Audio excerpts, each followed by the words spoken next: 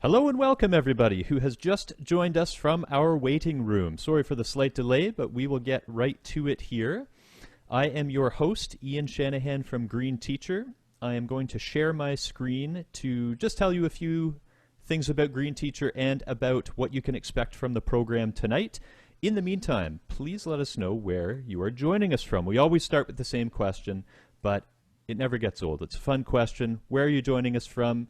Country, state, province, time zone, altitude, whatever, let us know. We always like to get a sense of the geographic representation of our audience. So I will go ahead and share my screen and my brief PowerPoint. I promise there will be no death by PowerPoint. It will be brief and to the point. Pun fully intended. So this webinar is presented in partnership with GreenLearning. It is the third in a three-part winter series that we have been enjoying. As I mentioned, I'm your co-host Ian Shanahan, and I'm joined by Sidney Howlett of GreenLearning, and I will introduce her properly in just a few moments, as I will also do with our presenter this evening, Paula McGarrigle. I would just like to start with a land acknowledgement.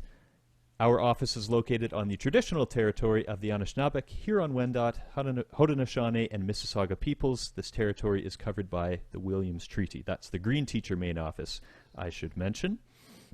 A little bit about Green Teacher if this is your first time coming across Green Teacher. So we started as a magazine, but we've expanded to include much more than that. Ultimately, we enhance environmental literacy among young learners by equipping both practicing and aspiring environmental educators in all educational contexts with innovative, relevant, evidence-based resources. And our vision is to ensure that each successive generation of young learners is more environmentally literate than the last. I mentioned we started as a magazine. We still have the magazine, a digital quarterly publication which comes out every time the seasons change. So as you can imagine, our spring issue is coming out very soon. We've produced numerous books over the past decade and a half.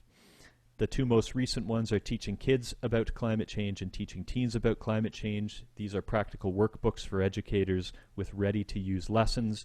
All proceeds from book sales as well as magazine subscriptions go back into the nonprofit. In the summer, we started a new podcast, Talking with Green Teachers. It has taken off big time. It has spread to all continents except Antarctica. We are still working on the penguins. If you know any Gentoos who would be interested in listening to it, please let them know. Macaroni penguins as well. We're very thankful for our webinar partners, both in Canada and the US. What do the webinar partners do? They spread the word. In fact, you may well have heard about this webinar from our webinar partners, either through a listserv or on social media. So thank you to our webinar partners on the north side of the border and the south side of the border. Lots of webinar partners in the US, many of them North American Association of Environmental Education affiliates. As I mentioned, this webinar is the third in a three-part series that we have been running in partnership with GreenLearning during this winter. Very fittingly, as winter comes to a close, our three-part webinar series is coming to a close. The recordings of the two previous webinars are up on our website, although unfortunately the flooding one, its 30 days is up today. So tonight is your last chance if you do want to check out the recording of that on greenteacher.com. Our main presenter this evening is Paula McGarrigle. She has spent over 20 years in the energy sector in North America, most of which has been in renewable energy. She is the co-founder of SOLAS Energy Consulting. She was the previous head of Shell Wind Energy for Canada, and she started the Suncor Alternative and Renewable Energy Group. She has 2 undergraduate degrees from the University of Alberta. One is a Bachelor of Science in Biology and Chemistry and another Bachelor of Science in Chemical Engineering. She also holds an MBA in Finance from Queen's University, which is my alma mater. She is a member of APEJA, Canadian Wind Energy Association, and the Canadian Solar Industry Association. We're very pleased that Paula has agreed to join us to share her expertise today. My co-host is Sidney Howlett, representing GreenLearning Canada, also waving to you from her video feed there. Sidney is a former Ontario French immersion teacher And previous to joining GreenLearning, she established new programs at a local art gallery and museum, which included an outdoor art education program. She's also a member of Bee City Kitchener Committee, and based on the warm temperatures we've had in southern Ontario the last couple days, I would imagine there will be some bees flying around very soon. So welcome, Paula, and welcome back, Sidney. Awesome, thank you. So before we get started, and we're going to jump right into things so we have as much time as we can, I just want to let you know what we're here to learn about. So our learning goals for today is to be able to identify a variety of renewable energy technologies and how they work. We hope that by the end you're able to think critically about renewable energy technologies and that you're able to integrate GreenLearning's ReEnergy program into your classroom or learning environment. So without further ado, I'm going to pass it off to Paula, and I'll be jumping in here and there to give some perspective from the ReEnergy program. But for the most part, we're going to be hearing about her expertise as far as renewable energy goes. So thank you, Paula, and I'll let you take it away. Thank you very much.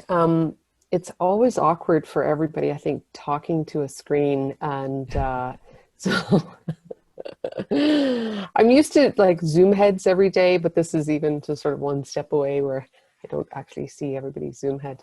Anyway, so types of renewable energy, there's 5 primary types of renewable energy, and renewable, there's many definitions for it, but the largely accepted definition is a resource that can be replaced within one lifetime. So it's usually the 5, so it's wind, hydro, geothermal, solar, and biomass. There are, for example, in the States, renewable RPSs, so renewable portfolio standards, and they'll actually subdivide sort of what they define as renewable energy and what is accepted. But a large-scale hydro typically is not accepted in a renewable portfolio standard, but run-of-river hydro is. But we'll get into that in a little bit. So we'll go to the next slide. There are non-renewable energy forms. So we have natural gas, nuclear. It looks like the font size was too big. So I do know how to spell nuclear, and I do know how to spell natural gas. And then there's a picture of coal and oil. So we'll go to the next slide. Yeah, so this is one that I've used, this slide I've used a lot for everybody from journalists, oil and gas executives, people in the electricity, and it's really about 3 primary uses of energy. So we have transportation, heat, and electricity. And we have different sources of energy that are used for the different types. So oil is primarily used as a transportation fuel. So it really means that this is how we move around. And it's sometimes used for heat, but not frequently. I know that in Newfoundland, they will burn fuel oil for heat in some locations. Some islanded grids will also use oil for heat, but primarily oil is used as a transportation fuel, and that's jet fuel, diesel fuel, gasoline, and number 2 fuel oil, marine fuel, things like that. Renewable fuel can supply to the transportation. Usually it's in the form of ethanol or biodiesel, and primarily it's coming from biomass for renewable fuel. Natural gas is used for heat. I heat my home with natural gas, and also natural gas is frequently used as a source of electricity. So we have large scale combined cycle gas turbines, we have single cycle gas turbines, but gas is not often used for transportation. It's primarily used for heat and electricity.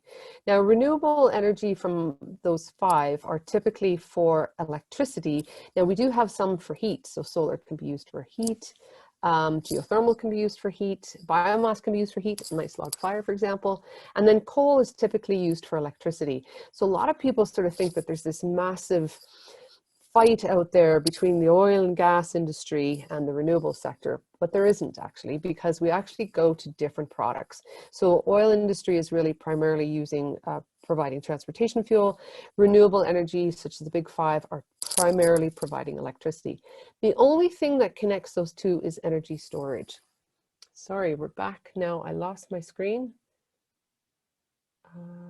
There we are. We're back again. Okay, here we go. Now we go to the next question, or the next one. Next slide. I think maybe we missed one. Yeah, we're back a little bit. Oh, okay, here we go to the next one. So there's an amazing career choices within the renewable energy sector. Everything from engineers, artists, communication specialists, lawyers. So because I work in the sector, I've been working in the sector for now over 20 years. Any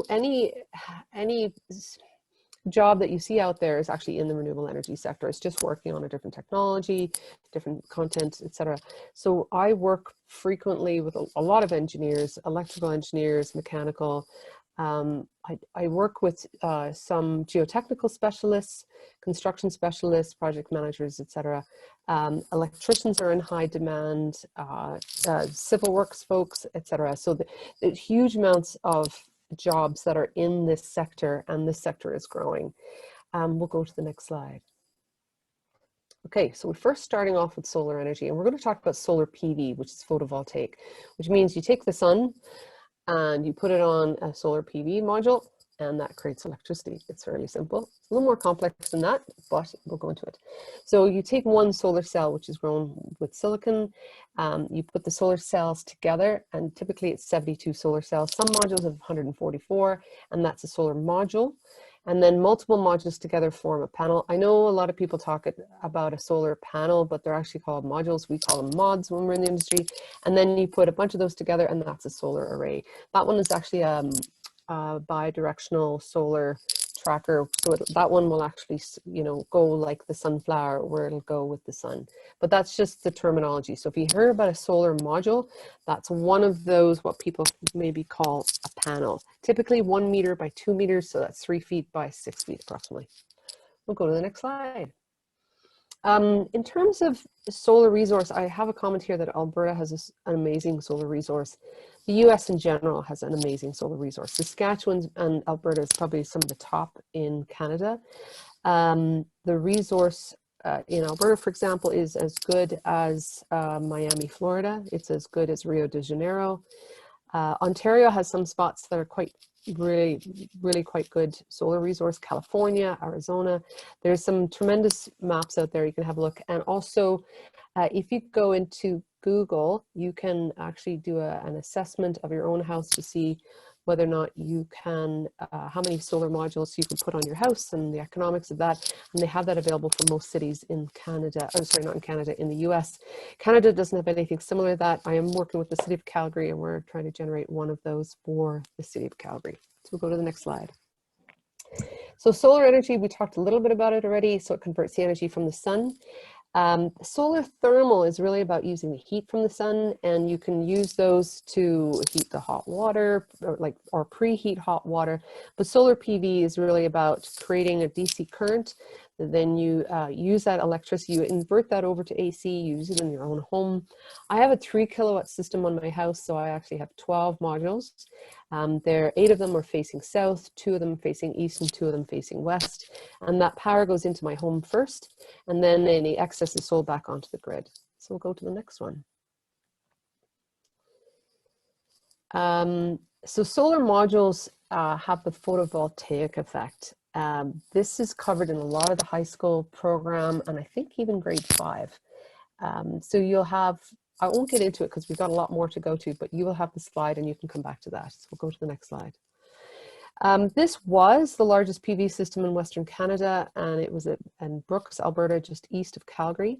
I worked on this project. You can see here all the solar modules. They are oriented, 2 of them in portrait fashion, and then they're on arrays. These are a fixed tilt, so they don't actually track east or west or north to south.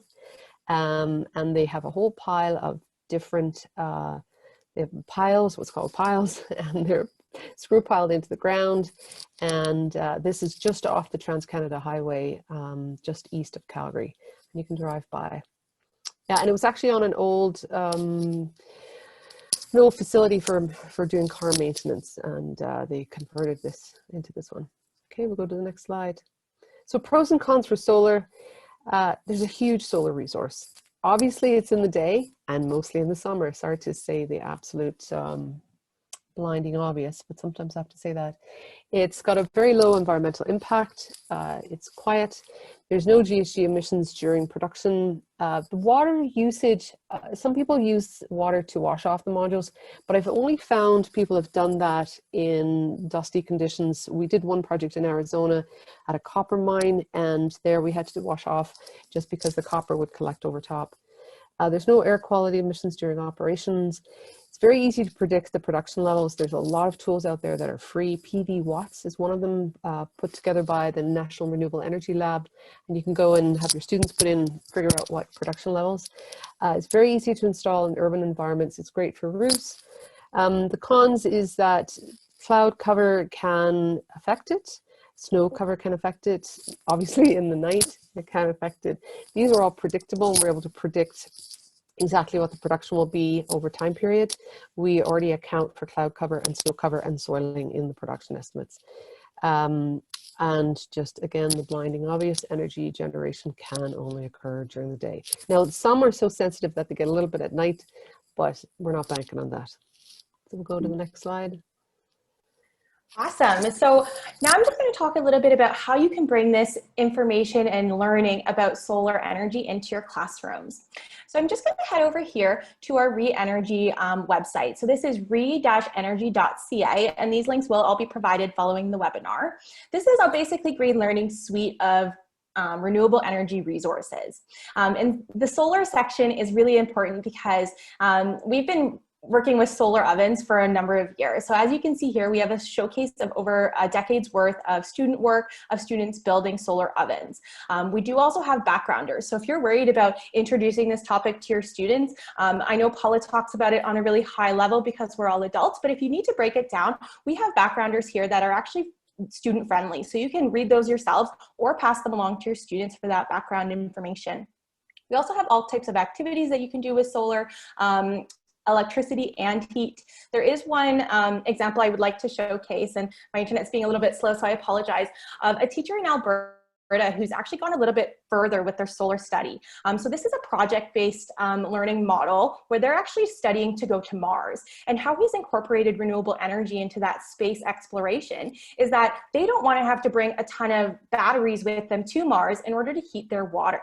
So they were tasked with designing a it's kind of like a solar oven, but a solar water heater that they could bring with them to Mars and regenerate as much hot water as they wanted.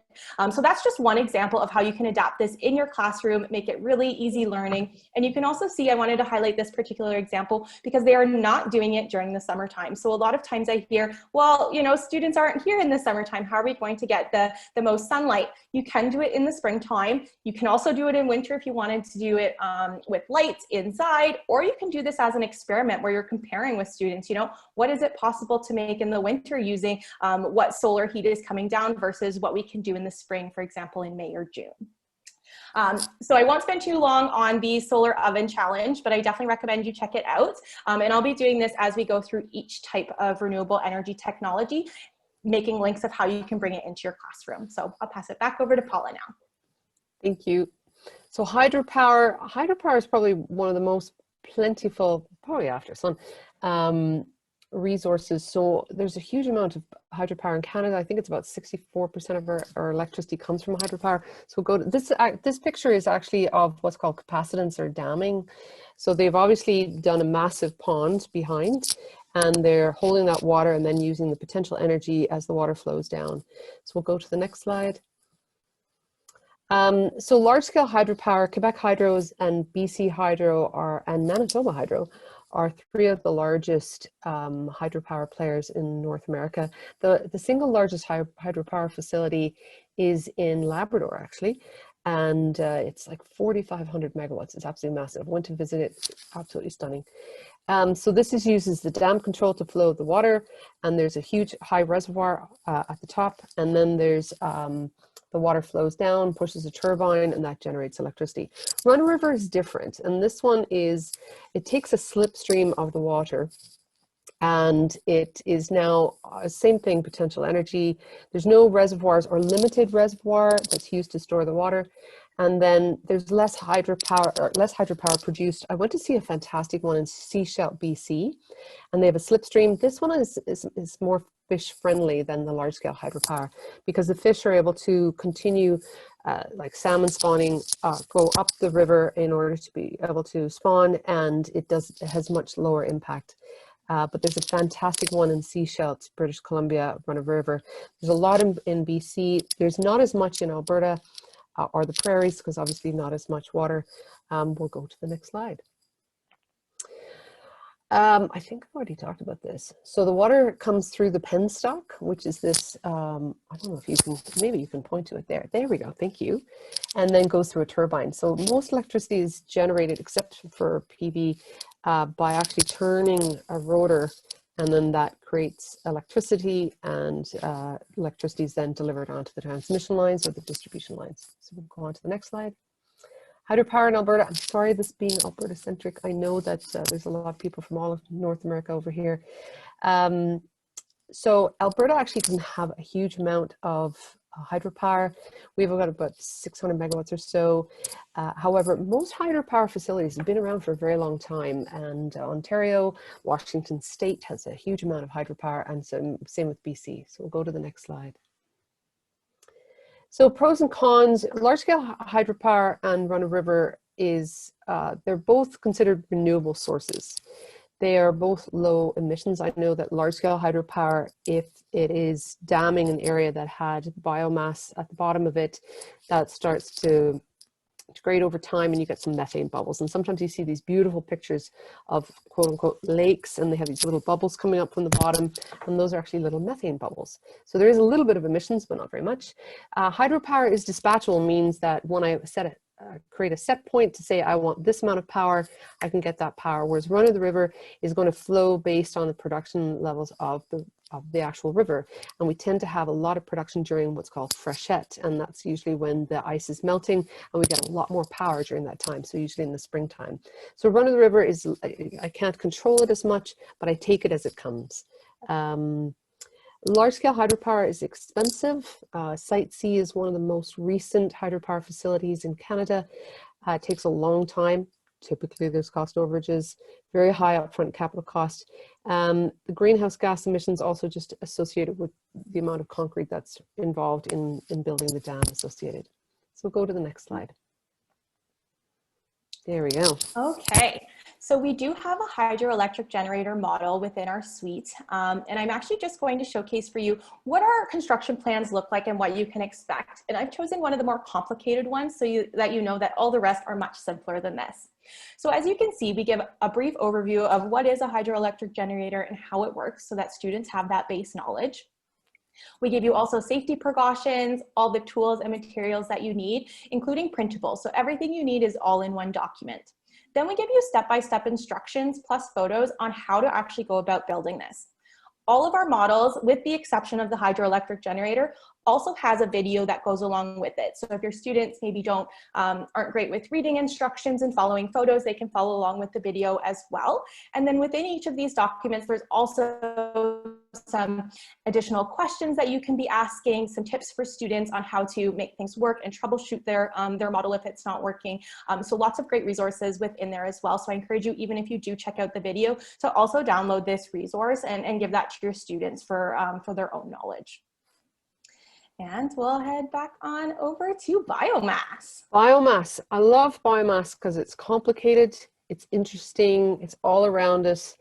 The most frequent biomass that's used for power generation is typically wood waste. And you can see here there's a huge pile of wood chips.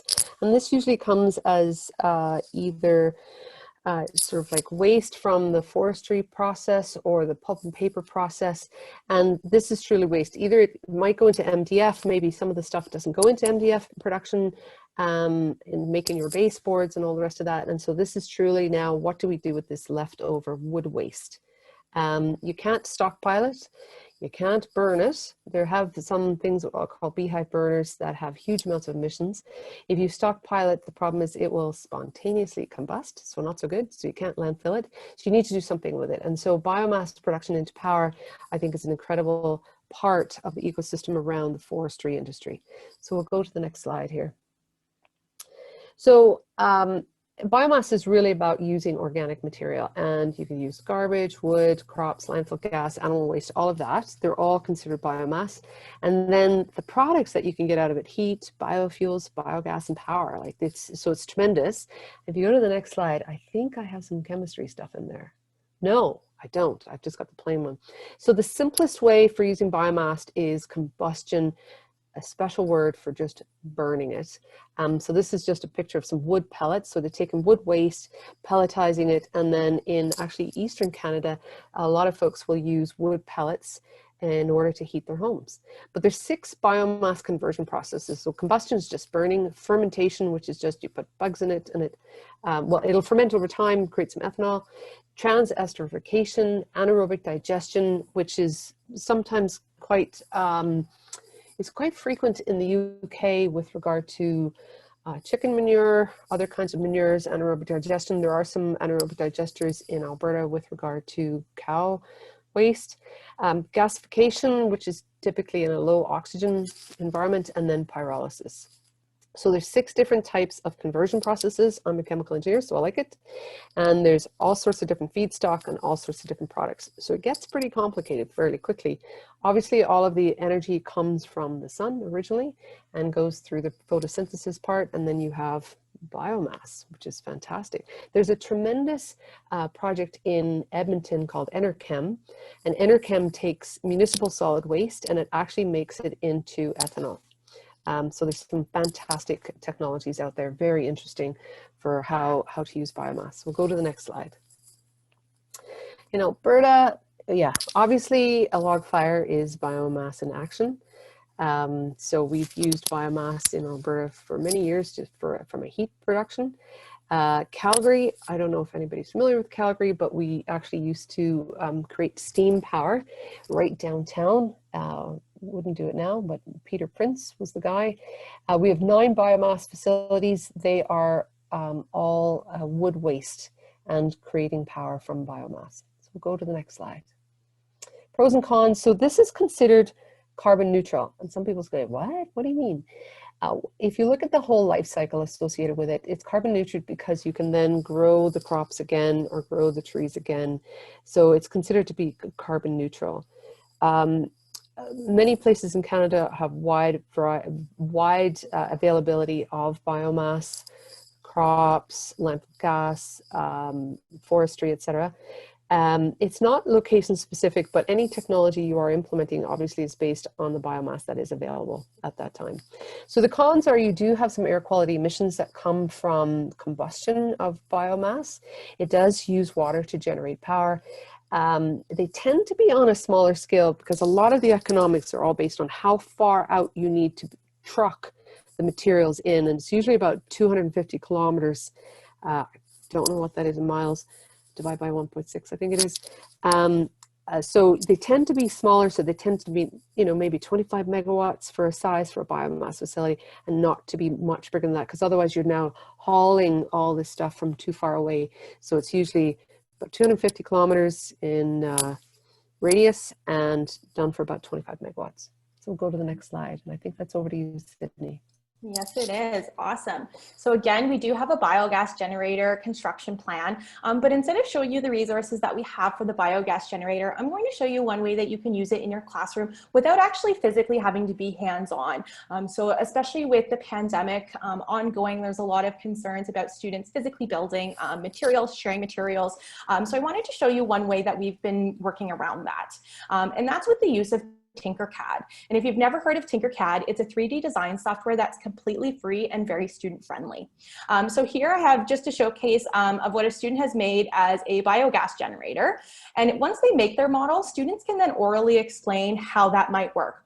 Where would the biomass go? How is it generated? Where does you know, the heat escape, and all of that information. And as you can see here, this student has put in some little houses that he's using to generate the energy for. My favorite part about Tinkercad is actually the tools that they have available. So if you're looking to, even if your students are working from home and you want them to be using recycled materials, if you want to make it a little bit more equitable and make sure that everyone has access to the same resources, you can use this Make at Home section. And here you'll find just about anything that you can typically find in your recycling bin at home or kind of just around the house here. And students can go through and actually build, either create the plan for their model that they actually plan to to build, or just create what they think that they would if they had the opportunity to build something. So lots of great opportunities here for students to explore. And my background is also in robotics and coding at the elementary level. And I can tell you right now that if you are intimidated by this program, please don't be. Your students will pick it up in no time at all. They tend to just take it and explore and run with it. And the plans and the models that students can come up with using this software is really incredible. The best part about this is that if you have access to a 3D printer at school or even at a local community or library center, students can print out their designs as well. So if they're missing a piece for their model, they can look to this program, a great dynamic tool for planning or even just creating models as well. Awesome. Now into energy storage. Energy storage. I love energy storage. So it looks like some of the text didn't transfer in here as well. So it's some light. So energy storage, a lot of people talk about energy storage as if it's magical or as if it is able to generate electricity. And it's not. All it does is it stores it. It stores it from now until later. That's all it does. With that, there are inefficiencies associated with it. So there is a total loss of energy. I'm sorry, hello? Many technologies are used in energy storage, and we'll get into some of those. Hello? Do we have somebody in the background? Okay. Energy storage can connect it to be the transmission or the distribution grid, and the cost has decreased dramatically. We're currently working on a 2,000 megawatt hour energy storage facility at Edwards and Sanborn in California in Kern County, which is the world's largest, I believe. And the costs have come down so fast. So we'll go to the next slide. So energy storage, all it does is allows you to store energy for a later time. The most common is pumped hydro energy storage. And so what that is just an upper basin and a lower basin, and you pump the water up when the prices are low, and you let the water go down and generate electricity when the prices are high. And then you have other forms of energy storage, your typical battery. So is battery in your car, etc. So we'll go to the next slide. We use batteries every day. If I I have a Fitbit on me. I have a keyboard that is wireless. I have a battery in my computer. So we use batteries every day in many aspects of our life. Healthcare, transportation, entertainment. Like, look around even on your desk to see how many things have a battery in it. And it is really quite staggering. So we'll go to the next slide. And of course, our lives are now centered around it with our iPhones and all of these wearables. Like one of those little wearables. But the amount of energy storage is now really phenomenal for where we are. And a lot of the drive actually on energy storage improvements has really come from electric vehicles. And we'll get into that in a little bit. But the drive for the cost reduction is really coming from EVs. Okay, here we go. So why do we need energy storage? Sometimes we have, so I'll just show you this background. So these ones here are enclosures, and you can see there's a cutaway in there. And inside that cutaway, you have a whole pile of racks. And on each of the racks, you have what's called a module. And the module has little cells that look like little Duracells, and little batteries, but they're not Duracell, obviously. And those are all connected together. And they're monitored. Each little cell is monitored, and inside the enclosure we have what's called HVAC, so we have heating, ventilation, and air conditioning. We also have fire suppression. We also have an energy monitoring system for computer software, and everything is monitored to each cell within each of those modules in the racks that's in one of those containers. So one container like that, it's probably about 30 feet by 10 feet. It's like an eco trailer. And each one of those are around 4 megawatt hours. And so we're working on one that's 2,000 megawatt hours. And all it is just multiple of these enclosures set side by side, and also with inverters and transformers. As I mentioned before, this is all about storing energy now for use later. So this one is used in California. Sometimes it's used for capacity, which is a fancy word, meaning that, hey, if I really need energy, I've got it right there and I can just bring it onto the grid right now. Sometimes people will do this for arbitrage. So arbitrage is really buy low, sell high, which is the opposite for what I do in stocks. But so you buy power when it's low and then you sell it when it's high, and then you make the margin in between. And so the majority of energy storage is actually used for arbitrage. Sometimes it's used for regulating reserves or spinning reserves, and that's just keeping the voltage of the system standard. We'll go to the next one. Different types of storage, and this is very, font is very, so there's chemical, electrical, mechanical, and thermal.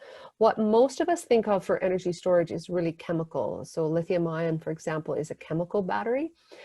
Electrical is capacitors, supercapacitors. Mechanicals are flywheels, and then thermal, this is like where you have a solution that is storing a temperature. So this is low and high temperature storage. So there's multiple different types of energy storage, and again, a chemical engineer stream. So we'll go on to the next one. Okay, types of energy storage technologies. We'll go to the next slide. See what I have here. Oh, yes. So the world of energy storage is fairly complex. So what you want to do with the energy storage is really determined. You then determine what technology you want to use. So if I want to store power for very long periods of time, so British Columbia, for example, they buy power from Alberta at nighttime, and they will store up all of the power that they already have in their pumped hydro facilities, and then they'll let it go during the day and they sell it down to California, and they make the money on that.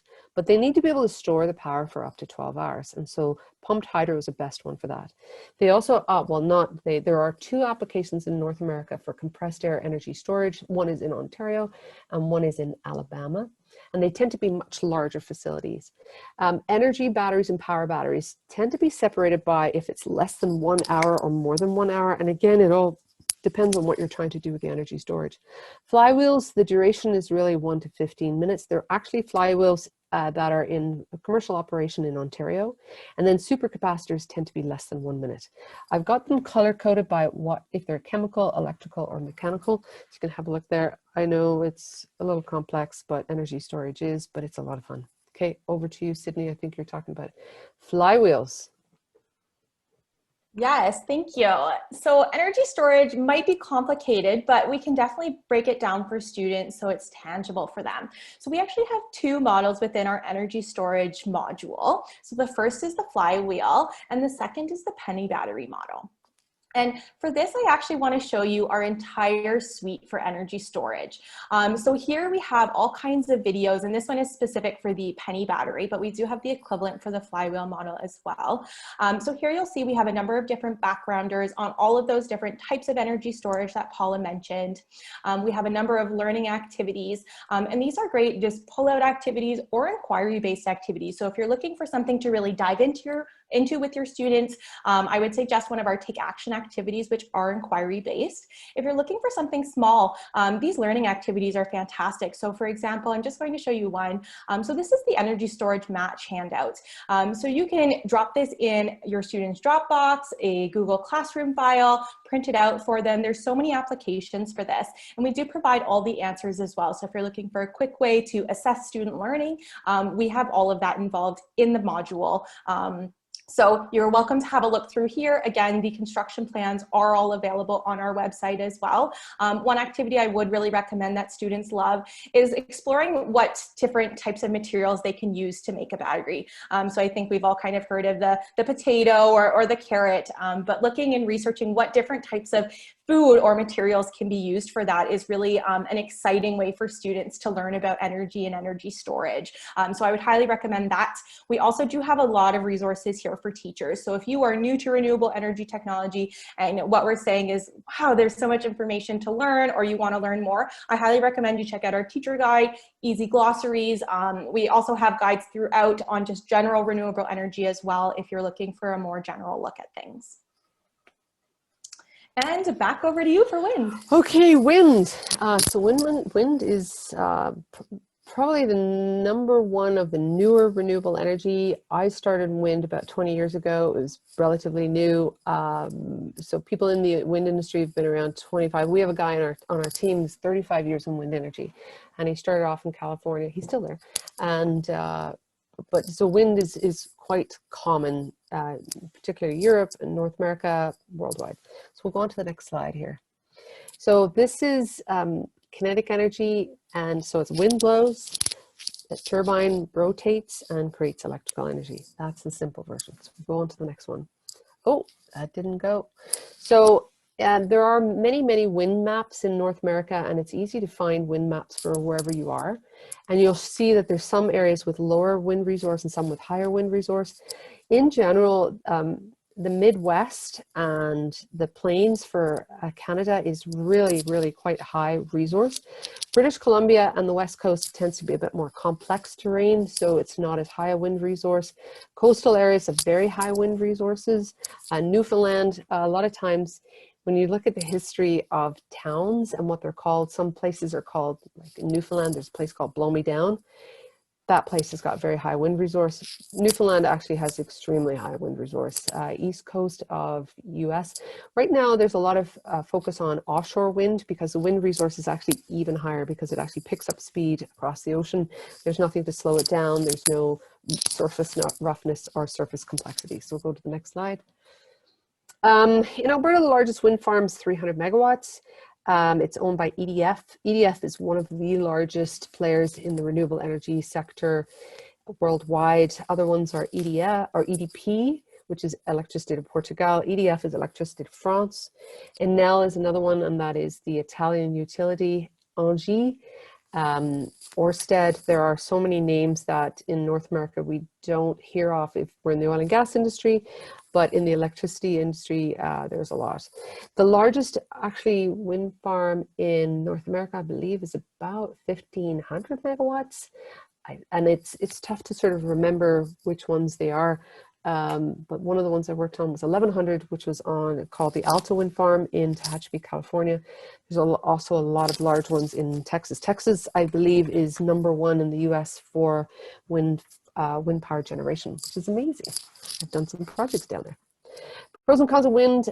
It is actually the lowest cost of power on a levelized cost of energy. No greenhouse gas emissions during the life cycle. Obviously, to manufacture any of this equipment will take some greenhouse gas emissions. No water usage. Even if you see pictures of helicopters with spray things to take the ice off, that was actually from a study that was done in 2014. This is not commonly done. There's no air quality impacts. I like that. It's a clean fuel source. It's modular, so it also can be used. So it's considered dual use on the land. So you have wind, plus the farmers are using the land right up to the base of it. Wind is considered a variable resource similar to solar. We are able to predict it. There's a lot of effort going into predicting it. If it's poorly placed, it can have environmental impact on birds and on migratory bats, not on domestic bats. Typically, we do a 1 to 2 year environmental study to confirm where there's migratory birds, where there's migratory bats, and try to place them away from that so you have lower environmental impacts. Employment is typically 1 person for every 10 towers. And so it's compared to thermal power, there's a lot fewer people actually employed in the operation and maintenance of the turbines in comparison to, say, a coal plant or a gas plant. We'll go to the next slide. I think you have a picture. There we go. This would be considered a vertical axis turbine. Darius. There we go. Yeah, so this one was inspired by, I believe, a Finnish engineer back in the early 1900s. So that's the model we have here. And I'm not going to showcase that. I'm actually going to showcase our wind turbine simulator. That's part of our ReEnergy program. So here your students can actually go online and explore what a wind turbine is all about. So here you can see that I can adjust the factors of how quickly the wind is spinning, from what direction the wind is coming from. And it's going to tell me the electrical output. And you can see here at the bottom as well that there are a number of different questions that students can explore and answer as they kind of work through this simulator and play around with it. Just personally, I know students absolutely love, oh, I think that might be my internet, but that's okay. I know students love to interact with tools online and be able to change the different factors that that affect things. One question we often get as well is 3 panels the most efficient type of wind turbine. So that's something that they can explore here as well, and something that they can explore within the ReEnergy program in general. You know, does more surface area mean more wind? Sorry, that's my internet there. Hopefully I don't lose you folks. But I'll pass it back over to Paula now, but I highly recommend that you check out that simulator, send it on to your students. We also do have a worksheet that goes with it that they can answer some questions on. That looks like a fantastic, I haven't seen that one before. That's really good. So electric vehicles, another one of my favorite topics. So electric vehicles, or EVs, they operate without an electric motor. I remember I own an EV, and I drove up to a friend of mine, and her husband came out and said, show me where the oil is. And I opened up the vehicle and I said, the only liquid that's in here is windshield wiper fluid. And he was really disappointed. Essentially, at the base of the vehicle, you have a very large battery, and then you have motors for each of the wheels. So my front hood is actually storage. I don't have an engine in there. And then the trunk, I don't have an engine in there either. On the operating life, they have significantly less carbon emissions, but they're essentially rechargeable. So I charge my battery every night, like I do my iPhone. I plug it in at night, and it's ready to go the next day. When I purchased an EV, I wanted one that had a large range. So I got a 518 kilometer range. And I also got the all-wheel drive, because we're in Alberta. We need all-wheel drive. So we'll go to the next slide there. So there's different types. So there are some hybrids, and then there's plug-in hybrids, and then there's full EVs. So the hybrids are really powered by the gasoline, and the electric energy is really, the batteries recharge while the vehicle is running on the gas. The plug-in hybrid electric vehicles, which there's a lot of them out there, they actually will use the, you can plug them in to recharge on the battery, and they'll have different times when they use the battery versus when they're using the gasoline. The EVs, 100% powered. You can get them in all shapes and sizes. You can get them secondhand. You can get them for as low as $12,000. The range is definitely important for what you want to do and sort of what your style of driving is. The range is getting larger and larger, and right now they're coming out with solid state batteries, which are up to 1,000 kilometer range, which is phenomenal, because that's greater than a gasoline vehicle. So we'll go to the next slide. It's too bad these, well, you'll see it when you get it. So from a fuel cost, EVs are definitely lower fuel costs. They are way more efficient. And on a maintenance point, like, I don't have to do any oil changes. The only maintenance I do is, and not because I'm a bad EV owner, but the only maintenance that's required is just changing my tires from winter to summer. That's about it. If you go to the next slide, I think there's a really good picture here. So the maintenance is much cheaper on an electric vehicle, frankly, because there's fewer parts. So on a gasoline vehicle, you got about 1,800 parts, and on an EV vehicle, for moving parts, you've only got about 20. And so you can see the batteries all at the bottom. And again, that's monitored in each cell that's in the battery. I did go in and talk to them, because I had an issue with my charger, not with the car. And they said they collect 15,000 data points per second on the EV. So they're able to sort of go in, but the problem is you have to sort of tell them what time you were experiencing the problem so they can narrow it down from the data. So go to the next one. I added this, it's not something I normally put in, but I've been doing some work on the different level of chargers. So I have at home a level 2 residential charger. So it's AC, it's like a 240 volt charger, and it takes me for, if I was to drive about 60 kilometers, 2 hours to replenish it. So here you can see how many kilometers per minute that the range is added, and it all depends on what level. So I drive a Tesla, and so the Tesla fast chargers are considered level 4, and so it doesn't take me very long to, like, if I'm driving up from Calgary to Edmonton, if I wanted to charge from nothing to the whole thing, it's about 40 minutes, that's all. So it all depends on the level charger and how fast you're able to charge. Now, I did put down here for reference the gasoline refueling, which is per minute 480 kilometers. So gasoline refueling is definitely the fastest way to go there. Not the cleanest way, but it is definitely the fastest way. So we'll go to the next slide. There we go. So you've gone from talking about a Tesla to this. Here we go. What do you mean? This is luxury vehicles here. So I'm just going to quickly talk about our electric vehicle module. And this definitely is one of the most popular among students. They're really interested in electric vehicles and love to learn about them. So if you want to know about the learning curriculum connections, you can check out this page. We do have a tour of a Tesla 3 model done by some students. So you can check out if your students have never seen this. It's a really cool resource for them. There are a number of different learning activities, backgrounders, take action activities within this program, as well as the construction plan. So you can see here the construction plan is of a little school bus, but obviously your students are welcome to customize that to be whatever they like. They often have a lot of fun racing them at the end. And there are a lot of great interactive activities that you can do with electric vehicles. So for example, one of our activities is what EV should you buy, where students are actually given a lookbook of electric vehicles, and they have to choose based on their family's needs and budget, you know, what type of electric vehicle would be suitable for them, or even planning a trip. So as Paula mentioned, you know, each electric vehicle gets a certain amount of mileage per charge. So they have to plan accordingly and make sure that there are charging stations along their way so that they're going to make it. So these are just some things that they can consider. We also have some inquiry activities here as well, which use our spiral inquiry. So if you're not familiar with that, I encourage you to check that out. Inquiry is a really great way for students to really lead the learning there. But recognizing the time, I just really want to point out one last thing.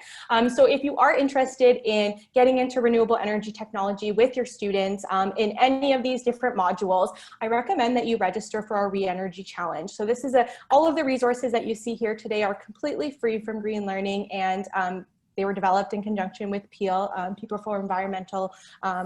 for Energy and Environmental Literacy, sorry. So we encourage you to register for the ReEnergy Challenge, where students actually build one of these models. And once you submit it to us, there's a whole submission form which goes through the reflection of learning for students as well.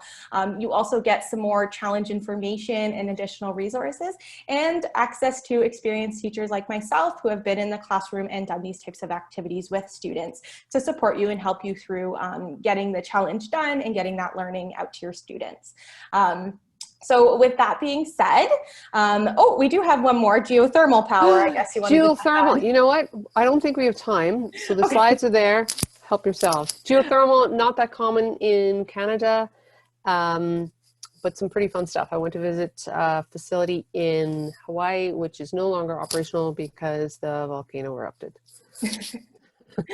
Yeah, so you can check that out, but we did want to give a couple of minutes of questions for Paula, or if you have questions about the renewable energy resources in the program, you're welcome to direct them to me, or if you have any general questions about education, feel free to direct them just to the panel. So there was a question there on turbine waste, and we've had this question actually from a number of regulators, and I work as an expert witness in this area. So typically what we've seen historically is in the repowering of turbines is that the concrete is actually cut off down to 36 inches below, below ground level, and that's to allow for plowing. The electrical conduit is, if it's below plow depth, it's typically left there so that there's no impact on the soil. The actual tower, what we found before is that the salvage with regard to tower in the parts industry, the tower can be resold as well as the blades. The blades are actually sold as a set because they're all balanced together. What we found is that the repowering costs are typically covered by the cost or the revenue that comes with the sale of the parts associated with the turbine components. Most of the repowering that we've started to see is in the California area, and a lot of those components are actually being sent to islanded grids that have older turbines that are searching for parts. Awesome. I know that question comes up a lot as well in relation to solar panels and photovoltaic cells and how those are being repurposed, or even replacing damaged cells, and what that process is as well. So big topics there. Yeah, just and another a lot of quick. Go ahead. Oh, no, go ahead, Paula. Oh, well. So a lot of times we'll actually use infrared cameras on drone technology to actually fly over the solar to determine watt modules are no longer working and replace them. A lot of times they're damaged when they're installed by people walking on them. And so the idea is don't walk on them. They're pretty sensitive. They can actually manage hail. They have to do a hail test with a 2-inch ice ball fired in a gun at a certain kilometers per hour. It's pretty fancy, actually. So, sounds like a fun experiment for some students. That would be fun. Actually, if you did that all day, that would be fun. Maybe a little dangerous, but yeah. Well, before everyone heads out, I just wanted to say thank you so much, Paula, for sharing all of your expertise. I know I learned something new about renewable energy today, and I hope everyone else did as well. And thank you, Ian, for hosting. It's been a great webinar series and a great session tonight. So thank you both. Yes, You're thank welcome. you everyone for joining. Thank you, Sidney, for being a co-host, and Paula for giving your time, expertise, energy, and humorous asides, as one commentator noted. Okay. For sure. And I'm just going to drop my everyone. email in the chat there. So if you folks have any questions, feel free to follow up. I would love to hear from you and hear what's going on in your classrooms or support you in bringing this learning into your classroom as well. Have a good night, everybody. Thanks. Bye.